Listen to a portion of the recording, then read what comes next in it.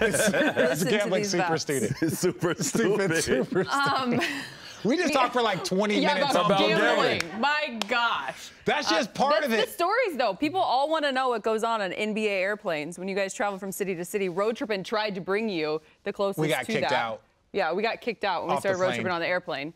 They kicked us out. We did like 3 on the plane. We did 3, and then they got mad at us. Understandably, like, you know, the trainers, the equipment guys, like, the plane is the only time they sleep because they're unloading the bags, they're doing all the equipment. So, like, we would go back to that little open table, but they would all be just trying to relax. We would be hammered, like, you know, doing whatever we're doing. Then we would leave, and these guys are like, dude, we got to unpack the bags off the plane. Then we got to get to the hotel, deliver all bags. So they're like, can you guys just let us sleep or just let us do what we got to do? So you respect it. I was mad. Okay, so from creative director of Bleacher Report to gambling. That's my title today. Yeah, that's all I know you as from now on. To your thoughts about the Heat. Wine. Let's talk about wine. Let's talk about wine. Channing. And Dwyane. Now you can speak again. Now your turn to talk. Let's talk about the chosen family. What was your story? Tell us your story. What's your story? Tell us your gambling story, because I know you got one. I know you've seen some gambling story. I was on the Knicks, and we used to play poker.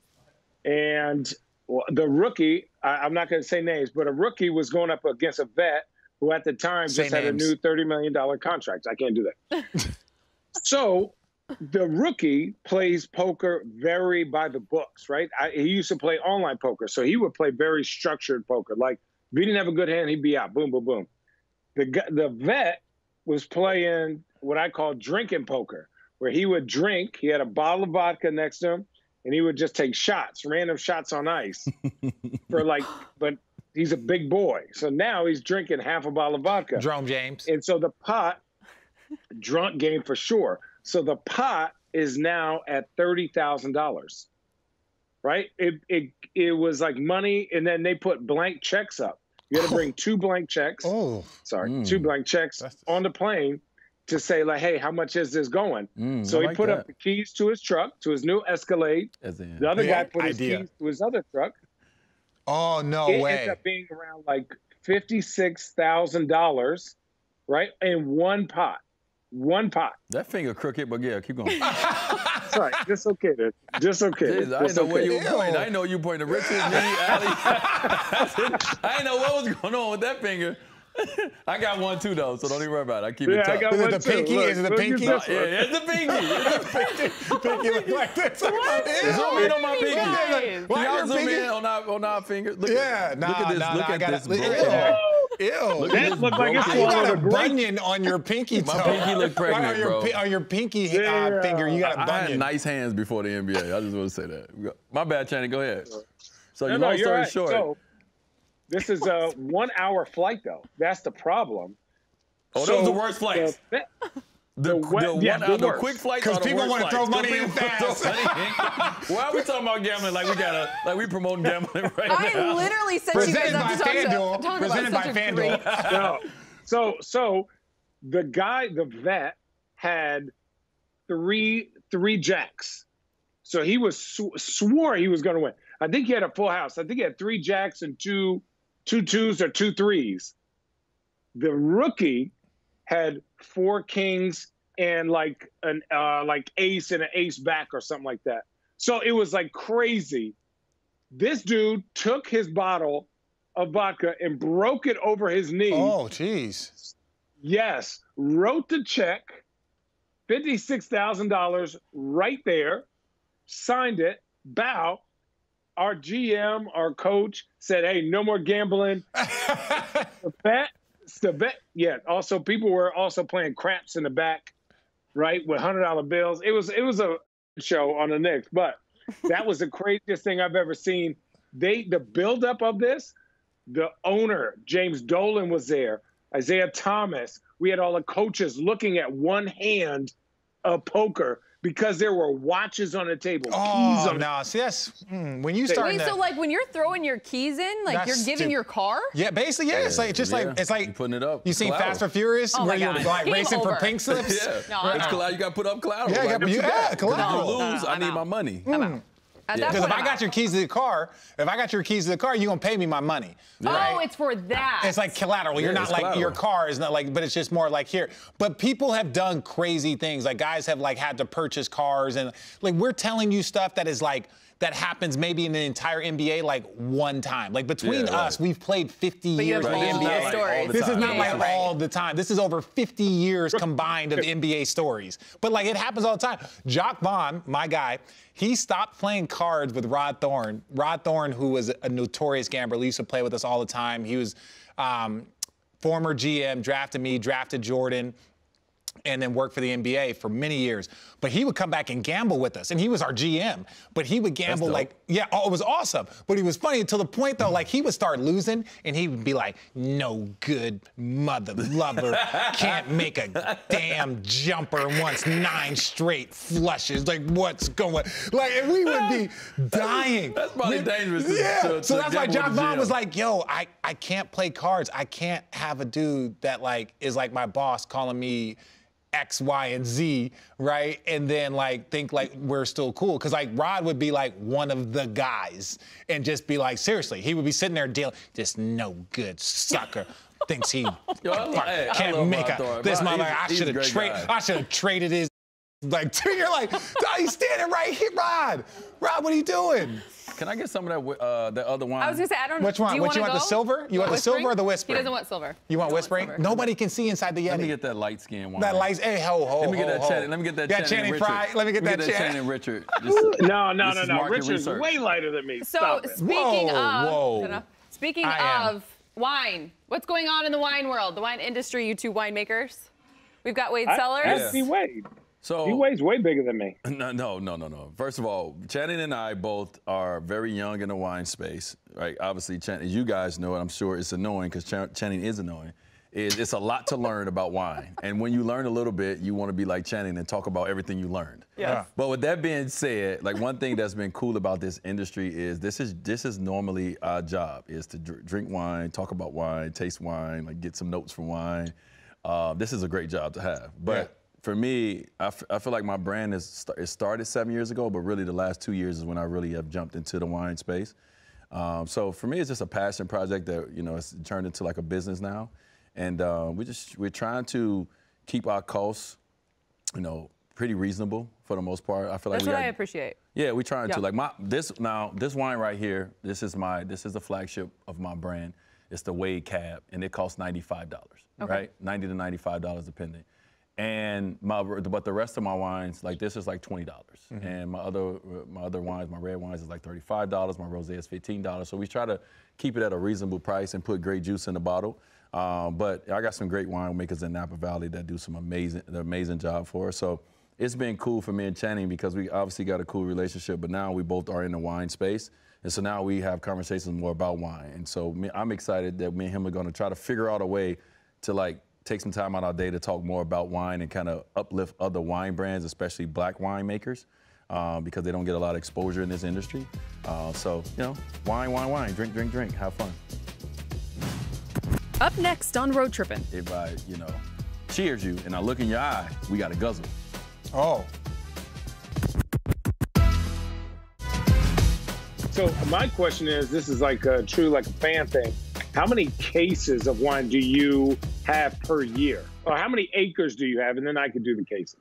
What cases? You talking about Wade wine? Yeah, total. How many cases per year do you sell of Wade wine a year? Okay, so going back to your first, so we source our grapes, right? So totally. for the Wade brand, our grapes are sourced. So let's talk about this wine. This wine right here comes from Oakville in Napa, right? Oakville in Napa is everyone talks about Oakville Napa is one of the greatest source for great soil. Right, when it comes to wine, right? So I just came out with a 2018, and 2018 was one of the best vintage in the past decade in Napa. So we source our grapes from different places in Napa.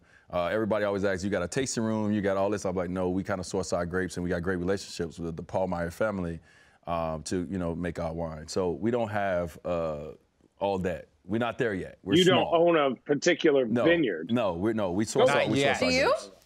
Not yet. Not yet. But one day, hopefully, but not yet. No. And what was the next question? Okay, how many acres is that vineyard? Well, the different vineyards is different acres. I don't really know all the acres. Oh, okay, I don't even know the acre of my house, Channing. Why you gonna ask me that? Damn! But with that being said, let me say this: we don't do like large, like maybe let's say this, the Wade Cap. Maybe we did 500 cases of this. Mm-hmm. Right, yeah. Like so, we keep cases depending on like we're trying to grow. You know, obviously it's been a tough time, but the wine industry actually has taken a jump in the pandemic because everyone's drinking. Everyone's drinking. So we got more accounts, but you know, more accounts mean we got to put more money in, right? Mm-hmm. So you know, it's kind of we're trying to grow as our brand is growing and people want more of our wine. So we kind of started off very small. I actually started my wine brand in Asia before I brought it to the States. Because of my brand in China, and China is like love wine over there. They love wine. It was they love they love wine. That's like So that's where this came from. This is an Asia script, right? Oh, this is 3 in China, right? So my number 3 by Wade. That's awesome. Really? Clever. Details. Wait, but in China they buy like when they have like wine auctions of like the most exclusive wines in the world, like they say like the Chinese people, they buy them and drink them. Yeah. Like they're not like into like store. They don't have wine cellars and like all of these vintages and no, they like buy it and drink it. Let me tell you how they drink wine. The culture is consumption though. It's not taste. Like in America, we're like we want the taste. They want label and consumption. So like if this is $10,000. They want to drink this with everyone as a representation of where they are in their class, or it's wild. We're like, they don't give a if this tastes good or not. They're like, this is $10,000 and you don't have none. Yeah, so how they do it in China too, like, so I've done many wine tastings in China, and when I go over Li Ning with my China tour, I will also do my wine tour at the same time. And so a lot of times when you go to these big events and it's a round table with my wines or whatever the case may be, everybody got to do a cheers. First of all, in China, everybody stand up and do a cheers around the table. So every time everyone do a cheers, you got to drink. But then when they come over to you, and if I cheers you and I look in your eye, we got to guzzle. Oh no! That's the thing, and that's with any liquor. If we cheers and you look me in the eye in China, we guzzling. We taking it to the head.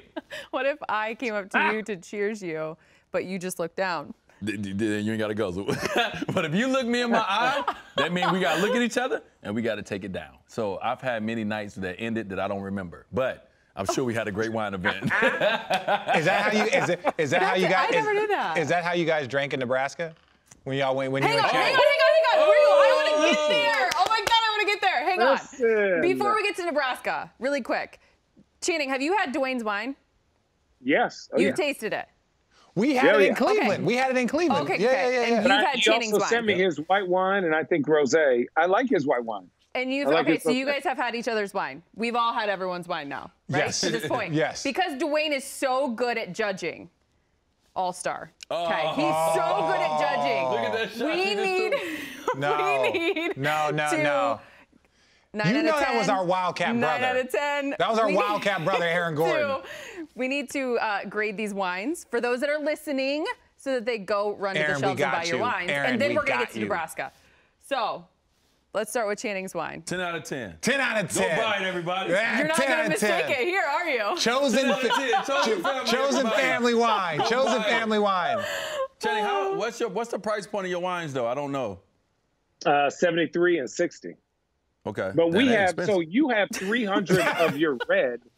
I have 80 and 40. So 80 of my Pinot Noir and 40 of my Chardonnay. So we're such a small, tiny, minuscule little bit. It's been pretty amazing to see like who buys it. And we don't have a store either. We're 100% e-commerce. So like every 2 weeks I have to like meet up with our people in our business and be like, what city, what state, where do they buy? How do they buy? What time do they buy? Like, where do people click when kids from? get off of school, that's when they buy. Your wine business sound like your NBA career. It sounds like you on scouting reports when we played against you. Very minuscule person on the scouting report. Listen, hold on now. I have given the Miami Heat barbecue chicken. You have given us some numbers. Barbecue chicken. About 15, that 16 points. That show and get back don't work. That show and get back does not work. Well, unlike your fellow Wildcat, Dwyane gave your wine a 10 out of 10. So congrats. What are we giving Dwayne's wine? 10 out of 10. Go buy it. Obviously 10 out of 10. Yeah, go buy it. Wait. I'll give it a 9. Obviously, I think, okay, so people who are into wine, you should buy his wine and let it sit for a couple of years. It's going to be even better. Right? Because cabs are usually like, buy his wine, and then you write, what I do is I write a date. So buy 3 or 4 and drink one year after year, and you'll see it evolve. Like Cabernet is a bigger wine that needs to grow in the bottle. So people go, they buy it and they want to open it immediately. That's not how wine's supposed to be drank. It's not how it's built, right? It has to like settle into itself in the bottle. So if you buy his red wine, buy 3 or 4, drink one year after year, and you're going to say like, oh, it's like evolving. But okay. Let me interrupt y'all for just a real quick second, because like D-Wade, you asked me like, I was like, yo, I'm like a camaraderie social drinker. Like if y'all drinking wine, I'll drink wine, but I normally drink whiskey. But you're assuming, Channing, that like I'm going to remember what the hell I drank a year ago and the next year, and I'm going to tell you, wow, this has really evolved since like November of 2000. My bad. Channing, you're talking to like, you're talking wine, like wine connoisseurs. Like you make notes. So this is like the 2018 of this wine, like the numbers on it is like, it was sitting in a French oak barrel, a new French oak, 75% French oak barrel for 2 years. It's all this nerd, right? For like 2 years, and then now when it come out, like, you can drink it now, but you should hold it for another, like in 5 years, it's gonna be amazing. Like it's all that kind of stuff. Amazing. Yeah, it's that nerd stuff that Channing is talking about. Listen, it'll be amazing, right? It's it will be way better for sure. Cabernet grapes, you got to know like the thickness of skin. He's gonna nerd on us. He's gonna nerd on. Tell us more, Channing. Save this for our little conversation we gonna have. It's like like the dimples on the basketball when you find the groove. Like people are like, well, wait, what are you talking about? Save it, Channing. Let's save it. Okay, save it and let's go to Nebraska. Up next on Road Trippin'. Have you seen the video of how I saw. Celebrate? We were celebrating like we just won an NBA championship. Take our trip to Nebraska. Channing, tell us about Nebraska. Tell us about the Cornhuskers. Here's the thing. The wife and I were like, she kept being like, Channing, are you sure we're not intruding? I said, even if we are, this is a trip of a lifetime. Nobody ever said Nebraska and trip of a lifetime, but continue. No, because, okay, for us, we always love going out of our comfort zone and just being like, we don't have our kids. We're going with adults who drink, who want to have a good time. And so we get on a plane and we're just talking. And the thing that I never really had a conversation. Say what you got on, because I treated you right. You got on a private jet, sir. I hopped on the seat of your plane, right? Like, because there were extra seats. It felt really good, though. I was like a baller. I was like, oh, this is nice. Oh, it's nice. Anyways, so we got on. And so I'm thinking, you know, this is just me, myself, and my wife. And we've met and done things with Gabby. We did, you know, when her book came out, we did that kind of stuff. So we know she was cool. Obviously, D-Wade sucks. She's the, you know, the leader. So when we got on a plane, it's a 3-4 hour trip. And all of a sudden we just start talking about all different types of things. And D-Wade was talking about having great conversations. For me, whether he knows it or not, her conversation just about like the LGBTQ community and like what's going on with your daughter and all that kind of stuff was mind blowing to me, because I have nobody in my bubble that is informed that much. So that was already the start. So me and the wife were geeked about that, right? Like, damn, this is crazy. Like, we're better people because of this. Then we went to the Warren Buffett thing, right? Yeah. So he said, oh, Channing, just wear what you want, right? No big deal. So I'm like, oh, we're in Nebraska. Jeans and a t-shirt. Like, this mother effer came in a 3-piece suit. I look like a straight. I said, Lauren, where's the bar? I said, Lauren, if he didn't have us in a jet, oh man, I'd be out of this thing. So Wait, you set him up with a T-shirt and jeans, and you show up in it. First of all, once it says Warren Buffett, at least a polo, Channing. At least a polo. First of all, I was going on stage, so okay, I that's need to dress apart. Did you tell him that? Like, yo, well, I'm going to be on stage, I'm going to be in a suit. No, we're guys, we don't give the right information. You kind of set him up, like, dude, shorts, flip-flops, whatever you wear. It's fine. Whatever you wear. That's one of the most underrated jokes to play on a friend. Whatever you want to wear is fine. Whatever you want to wear is fine. You know, Jay will come with the open toe slides. Listen, so the wife and I are like, damn, okay, so we're going to the bar. So we have some drinks. Even though the game was amazing, we could talk about that forever. The city of Nebraska, we went to the chicken joint. The city of Nebraska? Like, it's a state, dude. Like, it's Lincoln. It's Lincoln, Channing. Sorry. We went to that chicken joint. We tried. Everyone was nice. Everything was amazing. The night that was amazing, that was next level, was after the Warren Buffett thing. We went to the hood, Richard. The hood. The hood. The hood. What happened, Channing? Elk Club with like an elk lounge. Okay. Elk lounge. Aunties, uncles. Man, listen. Snakeskin shoes, alligators. Shoes, 6 buttons. It's like going out in Memphis. Yep. In there. They had 1 type of tequila, 4 type of beers, 6 type of Hennessy. But we had the greatest time. We stayed up 2 in the morning. We went to this soul food restaurant and ate our face off, right? Drunk, eating our face off. They gave us everything on the menu, just the experience, right? Like, obviously, Nebraska is not the most desirable place. In the words of Joakim Noah, I don't know anybody that vacations in Nebraska during the summer, right?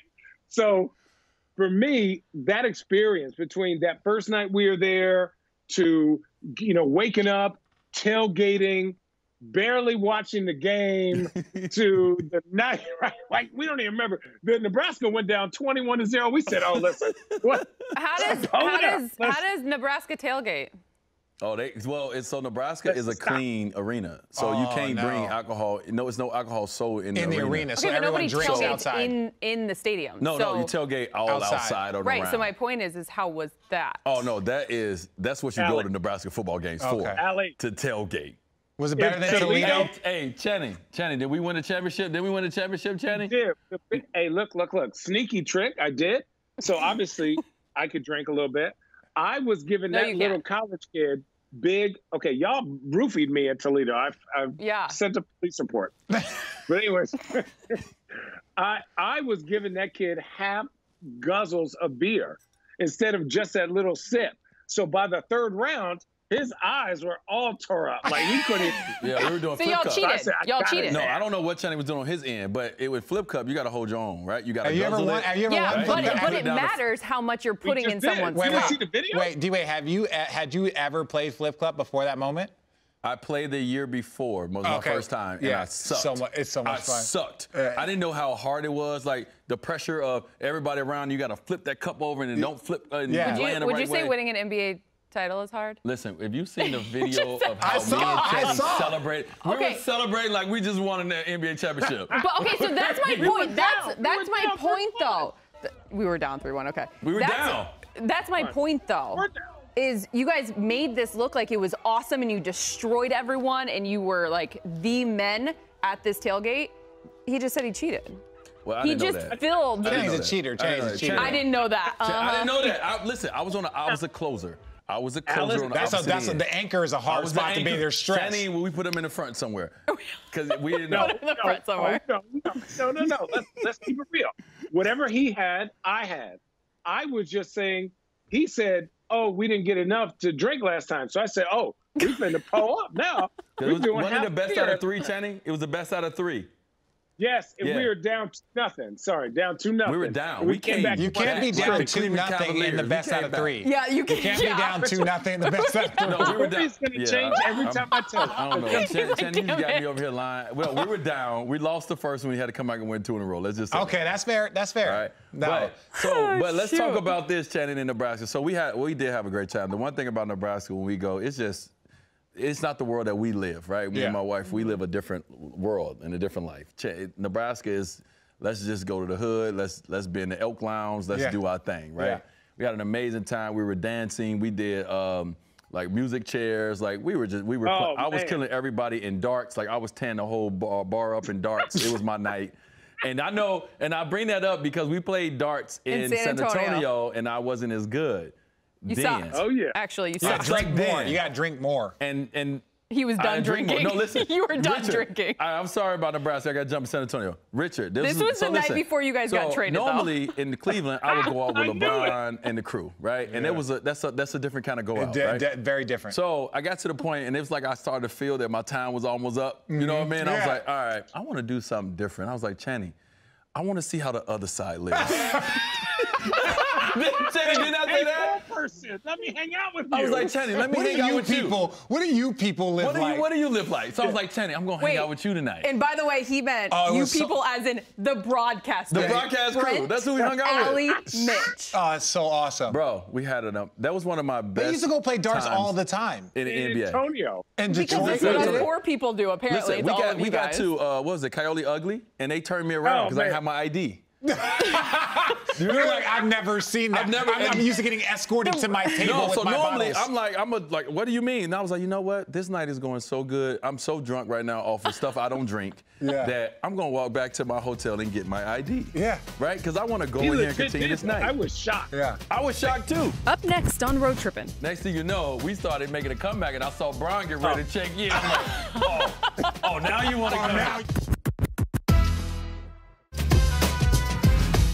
I'm going to include you in this group, but even like we talked about with Bron, like it's always so intense when you're with big guy, right? Like he's like, hey, this is where we're going to go. We got this restaurant. They're going to be playing this game, and we're going to be in this like corner area. Then we might go here for just, you know, a drink or two after. And so for you to say like, I want to see how the other like side lives, that's all Channing and I used to do. Like me and Channing used to either just leave that group or like show up randomly at like 1:15 in the morning. This is a real humbling moment for me. Why? Because I didn't know that we were the other group. You're civilians. We want to see how civilians live. We want to see how the civilians live. We want to see how civilians live. And I walked away from that and I had an amazing night. And all I know is the next night, I did what I needed to do off the bench. I came in, did my thing, and sat right back down. I was like, I feel good. Even though I was hungover and drunk the next morning at shoot-around, I felt great. Yeah, see, now, on a night like that, if I didn't have it, like when I was old, and I just, because look, I swear to you, this is real. It's all about team camaraderie. So even if you're just out here like building team bonds, if that means that like you might not be able to perform the way you would like the next night, like it's year 16. Like just be a team guy. But like those are one of those ones where like maybe you go in the game and you get into foul trouble. You're like 2 quick fouls in the first quarter. Yeah. You ain't lying. Yeah, 2 quick fouls. You're like, coach, I ain't got it tonight. Yeah. You know. Listen, look, being with the big fella, you can think, ooh, my is on fire. Then you go back to doing what you do on a regular basis. You go, oh yeah, I ain't. Yo, how about our performance after we took that Napa trip and we had to play the Sacramento Kings? Hey, coach was on me that game. Man, I said, look, what do you expect? I couldn't even move out there. First of all, Sacramento happened before the Napa trip. Who we play out? Did it? No, it happened after. No, it was Golden State, it was Sacramento. We drove to Napa. Put it on the record. And then we went to Utah. Put it on the record. Put it on the record. Put it on the record. We played, because Vince Carter had 25 off the bench, and that was when we had left Napa. Nope. Put it on the record. No. Because we went up to Sac. We was at Sac for 3 days, so we went to Napa for like 2. And then we played. That is true. I'm going to blame your wine. I'm going to blame your. No. All right. Richard's like, damn it, I got traded out here. I got traded, so like, I wasn't. No. That was the Put one. It on the record. I want to Put it say on the that record. all the times that I was kind of like bummed because like I was hoping to end my career in Cleveland, it was like, that was the one time when everyone went to Napa, and I'm hearing from like Channing, I'm hearing from Allie, like Bron and D-Wade are posting, and I'm just like. A case of wine from Napa. I did get a case of wine. I did get a case of wine, but I was more just saying that like I would have rather been not playing in Cleveland than to be not playing in Denver. I'm pretty sure the Napa trip started with all of you guys drinking champagne or mimosas. Oh, yeah, my bad. And I wasn't in your van, but I got a mimosa, and I texted Richard right away, and I was just like, don't you wish you were here with your people? That was, listen, we got some great moments from my quick stunt in Cleveland. Yo, Cleveland was, moments, so man. you were only there a short amount of time. Real short. That was the same stuff that had been going on for 2 years. Yeah. That was the craziest thing about Cleveland is I try to express to people, like Kyle Korver said it best. So, like, you know, after every game, like, guys have a glass of wine or whatever, like, flying to the next city. So we were doing that, and it started to get a little carried away. But, like, we were all professionals, right? So it's like, you can't tell us anything. But Kyle Korver, one day, we were flying to Orlando, and we had a day or something like that. And Kyle Korver sat in the back, and I was like, Kyle, you all right? He's like, I've never seen guys, like, drink on the way to a city before. I've seen guys drinking when they're leaving a city, but not on the way to the city. And it was like... We grown-ass men, though. It was grown-ass men. I was like, I actually agree with you, Kyle. I don't think I've ever seen that either. Yeah, but, right. like, that stint in Cleveland was very, very, very different. Like, what was your thought when you were like, I was here for a short amount, you were there for a short amount of time, but it was also like, that what was going on for a couple years. Like, it was very different. Well, I mean, it's like you've seen it from the outside, right? Yeah. Let's go even back to the Knicks game when y'all was doing the bottle flip. Bottle flip. Oh, right? my You was like, God. everybody was talking, but inside he was like, damn, I kind of want to, I love to do that. You know, I'm at this point in my career, I love to have fun like that. Like, I've run championships, like, whatever. Yeah. It's not serious no more like that. And it's like, damn, I love to do that. So, like, to be able to go there and be like, take these experiences out, and it's like, I have 3 great experiences from Cleveland that I was like in my top 3 of, like, you know, in all of my moments of fun. Like, I've had some of them, Cleveland would enter that. And these are the nights that we talk about, the Napa, the San Antonio, and I have another one as well. I got in trouble for tweeting, right? Because I was doing that, and so like I retweeted like that video, and I was like, they were like, oh, this is embarrassing what, you know, Cleveland is doing. I was like, what was really embarrassing is what we did that night. I saw you do that. I was like, what we did. Knowing that we was going to have that same outcome. What we did the night before, not going to sleep, and then knowing that we were still going to beat the Knicks. That's embarrassing. Yeah, man. People didn't like that in New York too much. I'm pretty sure before the bottle flipping, too, you guys were down by like 25 to the Knicks. Oh. But then we won. And then, that's my point. Hey, serious question. If that's the game where I played the whole second half, right? I think it was 6 minutes into the third quarter. We were down by 22. I had the biggest headache. No, you're talking about when I was there. You're talking about when I was there. No, that's a different. We were down when I was there. We're talking about the bottle flip. No, was not the bottle flip. I wasn't there. The bottle flip. You guys were always down. But when we were there, we were down. Like, he had put the starters on the bench, and he was like, Channing, D, Kyle, y'all go out there and have some fun. Hey, and they said, we said, hey, listen. I said it was 1, 2, 3. Sweat it out. Yeah, that was when. Oh my God, I don't know what this is, but the fist. The Arthur fist. Arthur, yeah. Brian did the Arthur fist. That came out after, yeah. But then he got hats and stuff. But like, we went out there and it was just kind of like, this game over. The next thing you know, we started making a comeback, and I saw Brian get ready to check in. I'm like, now you want to come. Now you want to show up. Yeah, now you want to take off all your hot packs and stuff. Now you want to start like rubbing your head down and wiping your chest off. We had burned all of our gas. We had nothing left to come back from 22. We burned all our gas. I'm 99% sure I gassed up whoever was guarding me through wine and booze fumes. I was like, oh, this the Knicks. I don't have to play. I get a good warm up, sweat it out a little bit. I used the whole first half to get my electrolytes. Then I used the halftime, warm it up again, and then I got to play a little bit in the fourth. I make a couple shots. I say what's up to the old Knicks fans, blah, blah, blah, and I'm good to go. We got down by 22. I said, listen, this ain't me. I said, this ain't me now. So I had to go dig deep into the cellar for that one. But I was literally just sweating wine and booze that day. Yo, okay, speaking of random things I posted, I'm going to ask you if you remember this, and it was a long time ago. You posted about... You posted about, oh, I'm gonna do a documentary on the Redeem Team, and then I just posted like a emoji face, like, and you're like, is there a problem? For real? Yeah, I kid you not, you responded to me like, is there a problem? And I was like, nah, it was just I was like, the only way to talk about the Redeem Team is to talk about the team we had in 2004. So wait, are you doing a documentary on it? Yeah.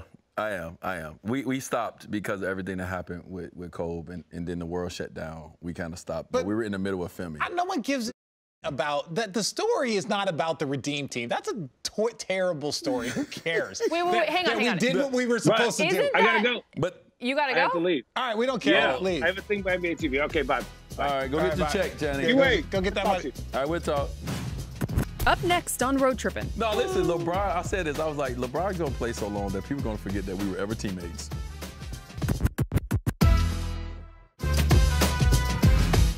We got a couple things, and then we'll wrap up. But I want to hang on. I want to talk about this because isn't this what happened with like the whole thing that just happened this summer with Mav and Melo and talking about how him and Bron wanted to like roast you guys or? No, it was me. It was me and Sean. So like me and Sean, because they were mad. They were mad that we started over. So then like Mav was like, yo, Melo, do you remember the conversation that you and Bron said you was gonna whoop their ass next year? And I was like, look, now don't get me wrong. Like, we know like Bron and Melo are like Hall of Famers, like as are you. Like that's not a question. But I was like, back in 04, they were like 21, and I was like 24. They were like 19. They were 19. They were like 19 and 21. I was like, I don't feel like they whooped my ass. I was like, I'll talk about myself. I'll talk about myself in third person. You get numbers at that time. 04 Richard Jefferson was a bad man, right? Like, shoot, we played against each other.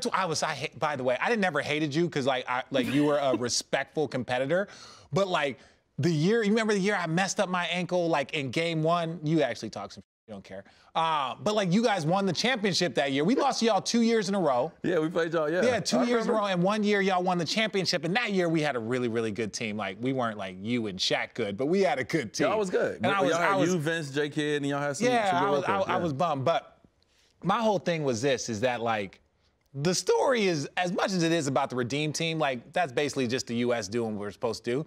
The real story is like how much of a team was in 04. 2004. That was a debacle. That is a whole different story. That's a whole different story. Wait, so it's not a part of it?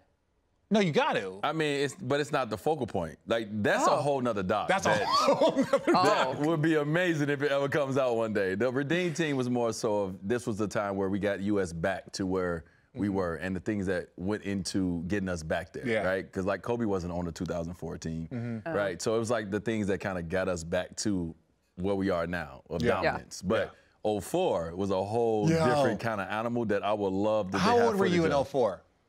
That was after my rookie season, so I probably turned 22. So, but that's what I was trying to express to people. People always want to like talk trash about that team, and so like you were fortunate enough to go and win gold medals. They were kind of over me at that point in time. I'm being drunk walking out here. That's the idea. Yeah, that's the whole point. Yeah, but the market research, everybody. Market research, R&D. No, but the funny thing about it was that like we were all meeting each other for the very first time. Like we played against each other. Like you were in Miami as a rookie, but like we played against you, 3-4 times. Never met the dude, don't know it. So like right before training camp, before going to the Olympics in Jacksonville, you're like, hey, Dwyane, nice to meet you. I'm Richard. And you're just like, and then like 2 weeks later, we're competing against the world. That was a recipe for disaster. And it was disaster. It was a disaster. Yeah. I had front row seats. I mean, I might have played I played 9 minutes. LeBron played 6, and Melo played even less. My thing was so we had front row seats. I didn't want to. Let me go back. Wait, no, it's not the players. No. But I want to go back for this reason. So you remember how they have the U.S. Select team, right? Before they started the U.S. Select player. So like I was the U.S. Select player on the USA team the year before. So in 2003, 2004 for the Olympics, 9 guys say no. They're like Vince, Ray Allen, all of them. 9 guys pull out. KG, J. Kidd, Mike Bibby, Kenyon Martin, everyone pulls out. So that's how we get the super young team. So I had like 5 or 6 DMPs in the USA team the year before. I was just there to kind of watch, and hopefully as it progressed, a year from now, 2 years from now, like I would be on the team. So I don't play at all. So all of a sudden, like Larry Brown's like, well, you've been here with us, so we might as well start you. And I was like, okay, but I didn't play last year either. So then all of a sudden, it didn't turn into a beef, but it was like there was definitely some like young testosterone-filled egos involved. Yeah. But not in a way like we were all cool. We were cool, but we did have some against you guys. Yeah. Because like, in practice we was like, we'll get together like, yo, let's beat their ass. Yeah. Yeah. Like, you know what I'm saying? And it wasn't like, and it's, you gotta understand at that time in the NBA too. Like I come from Miami. It wasn't. I didn't know Richard because we didn't fraternize. It wasn't no fraternizing and talking. I never had a word. I never said a word to D-Wade. I never met him before. So we get to practice and like we're like it's Melo. It's me. It's Amari. Like we got the young gun. Like, we call ourselves the young guns, and we were, and you know, older vets, they ain't not taking practice serious. But we I wasn't older. I was 24. Right, you were younger. Right, you, Lamar, Sean Marion, y'all were Tim Duncan. Yeah, like Tim was, you know, one of the vets. Allen Iverson, Stephon, all them. But we were sitting there like, we can help this team, like as we go on, but like we didn't get the chance. We really didn't get a real shot. Like for me, I couldn't even pass the free throw line, and I didn't like whenever I passed the free throw line, they'd take me out. No, don't say they. Say Larry Brown. Just say his name. The coaching staff would take me out. I can't stand. Look. Larry Brown's not a bad dude. Like I have a tremendous amount of respect. I have a tremendous amount of respect as a Hall of Famer, but he motivated you from a negative space. He motivated me to be better. That's all I'm saying. I love Larry Brown, but in the Olympics at the time, it's just the style of the game. He wanted point guards to be a certain way, and I'm not like a traditional point guard. So like I'm athletic. I'm trying to get to the basket, but whenever I went past that free throw line, he was like, "They take you out." Oh, Jason, come on, sit over here. I'm gonna have you on here and not ask about the big fella. Who's the big fella? Shaq or LeBron or? I mean, I play with a lot of big fellas. Isn't it funny how that's where? Who's the big fella? The big fella, your boat buddy. Oh, LeBron. That big fella. Yeah, let's talk about him before we go. We got 20 seconds. Congratulations to the Lakers on winning. All right, and we moving on. No, listen, LeBron, I said this. I was like, LeBron's going to play so long that people are going to forget that we were ever teammates. Yeah. They'll forget that we got drafted at the same time. No, because y'all won the first. Y'all won it together. Y'all won that first one. Well, he's going to play so, listen, he's going to literally play so long, Richard. You really think so? I'm going to be retired in about 7 years, and he's going to still, like, you're going to be like, all right, I'm ready to go. He came in my third year. And I played 17 years. I played because it was like my third year was y'all rookie year, I believe. 03. 03, when you got drafted in 2000? Yeah, 2001. 2000-2001 was my, yeah. And so I played 17 years. That man's going to play.